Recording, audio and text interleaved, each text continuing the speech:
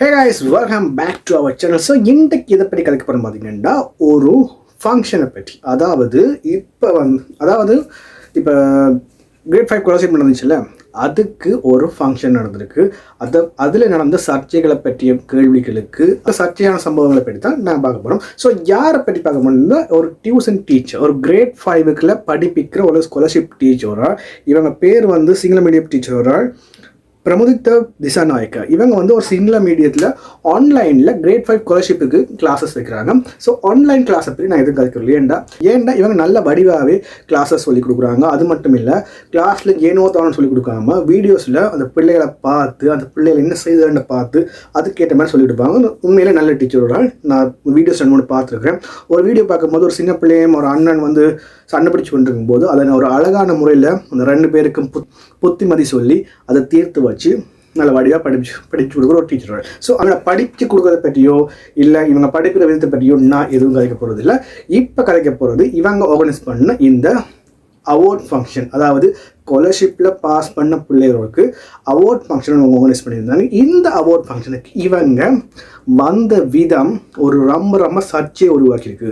அதாவது இந்த ஃபங்க்ஷனுக்கு இவங்க வரும்போது போலீஸ் கார் முன்னுக்கு வருது. அது மட்டும் இல்லாமல் இவங்க வெஹிக்கிளில் வரும்போது 2 போலீஸ் மோட்டார் சைக்கிள் பின்னுக்கு சுற்றி வருது. ஸோ இப்படி போலீஸ் பாதுகாப்போடு வர்ற ஒரு டீச்சர் ஜனாதிபதி பார்லிமெண்ட்டுக்கு வரும்போது கூட ஒரே ஒரு கார் தான் பார்த்து கிட்டல, வேற எங்கேயும் ஃபங்க்ஷனுக்கு போகும்போது ஒரே ஒரு கார் தான். பட் அப்படிப்பட்ட ஒரு நாட்டில் ஒரு ஸ்காலர்ஷிப் படிக்கிற டீச்சர் ஆளுக்கு இவ்வளவு ஒரு பலத்த பாதுகாப்பு தேவையாண்டு ஒரு கேள்வி கேட்கும் போது தான் போலீஸ் ஊடக பிரிவு ஒரு அறிக்கை விட்டுருக்குது. அதாவது போலீஸ் என்ன அறிக்கை விட்டுருக்குண்டா, we conduct the intelligent assessment and approve the request. அதாவது இவங்க ரிக்வெஸ்ட் பண்ணி கேட்டிருக்காங்க போலீஸ் பாதுகாப்பு தேவையாண்டு.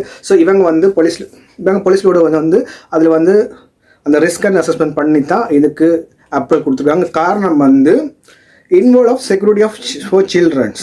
அதாவது இதில் நிறைய சில்ட்ரன்ஸ் பார்ட்டிசிபேட் பண்ணியிருக்கப்படியால் இதுக்கு பாதுகாப்பு கொடுத்துருக்காங்க. அதாவது அவங்க சொல்லியிருக்காங்க கிட்டத்தட்ட 8000 ஸ்டூடெண்ட்ஸும் 35,000 பேரண்ட்ஸும் இந்த ஃபங்க்ஷனில் வர்றாங்க. ஸோ அவங்களோட பாதுகாப்பை கருதி 20 போலீஸ் ஆஃபீஸர்ஸும், அது மட்டும் இல்லாமல் motor cycle and police car for the payment nearly 200,000 இதெல்லாம் கொடுத்துருக்காங்க. But the teacher used the vehicle to boost her personal image rather than intended purpose. So அது வந்து தாங்க தனிப்பட்ட பர்பஸ் இல்லை, இது டீச்சர் வந்து தண்ட ப்ரமோஷனுக்காக இந்த வாகனத்தையும் இதே போலீஸையும் பயன்படுத்தியிருக்காங்கன்னு சொல்லியிருக்காங்க. ஸோ இவங்க சொன்ன 8000 ஸ்டூடெண்ட்ஸ் 35,000 பேரண்ட்ஸ். 8000 ஸ்டூடெண்ட்ஸ்ன்னு பார்த்தாலும் அம்மா அப்பா கண்டுபிடி பார்த்தாலும் 15,000 ஸ்டூடெண்ட்ஸ் தான் பேரண்ட்ஸ் தான் வருவாங்க. 35,000 பேரண்ட்ஸ் எப்படி வந்தான்னு தெரியல. ஸோ இது வந்து அரச உடைமை சொத்து. அதாவது போலீஸ் ஆஃபீஸர்ஸில் இருக்க வேலை செய்கிற போலீஸ் ஆஃபீஸரோ இல்லை இவங்களோ ஒரு ப்ரைவேட் ஏஜென்சி ஹையர் பண்ணுறதுக்கு காசு கொடுத்து ஹையர் பண்ணக்கூடிய நீதிகள் நியாயங்கள் நம்ம நாட்டில் இருக்கான்னு எனக்கு தெரியல. நான் வந்து பக்கத்துக்கு சொல்ல விரும்பல. ஏன்னா ஒரு போலீஸ் ஆஃபீஸர்ஸை ஹையர் பண்ணி செக்யூரிட்டி மேனேஜ் பண்ணுற அளவுக்கு இருக்கலாமா? போலீஸ் காரையோ மோட்டர் சைக்கிளையோ 2 லட்சம் ரூபா பேமெண்ட் பண்ணி காணலாம்டா, அது ஒரு ப்ரைவேட் செக்யூரிட்டி மாதிரி தான் செயற்படுது. ஸோ ஓகே, இது வந்து ஒரு சாட்சி.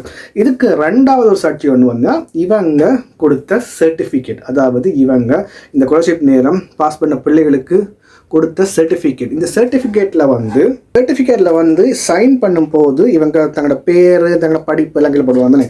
அந்த இடத்துல தான் போட்டிருக்காங்க. இவங்க போட்ட சர்டிஃபிகேட்டில் ஹானரபிள் டாக்டர்னு போட்டிருக்காங்க. ஹானரபிள் என்ற வார்த்தை வந்து யூஸ் பண்ணக்கூடிய ஆட்கள் இருக்காங்க. அதாவது ஜனாதிபதி, prime minister, honourable president, honourable prime மினிஸ்டர்னு சொல்லுவாங்க. ஈவன் மினிஸ்டர் மாதிரி கூட யூஸ் பண்ணுவாங்க தெரியல.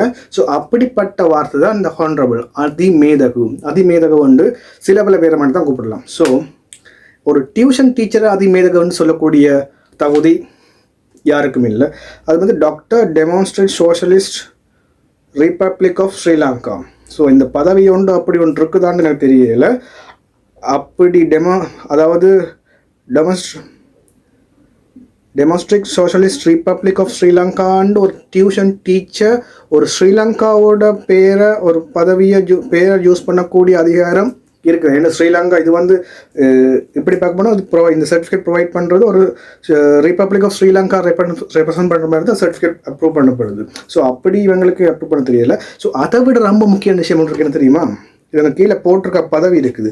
PhD in UK, PhD in USA, Master, MA University of Kelaniya, BA University of Kelaniya, ITech Kelaniya, Executive Director of okay, so இந்த PhD in UK, PhD in USA, so கிட்டத்தட்ட PhD என்ற வார்த்தை எழுதுறாங்கமாண்டா P capital H small T capital இப்படியான வார்த்தை தான் PhD, doctor of ஃபிலோசஃபின்னு சொல்லுவாங்க. But இவங்க போட்டிருக்கிறது பிஹெச்டி இப்போ கேபிட்டல் லெட்டர் போட்டிருக்காங்க. அதில் ஒருத்தன் போட்டிருக்கான் பெர்மனன்ட்லி ஹெட் டேமேஜ்டு.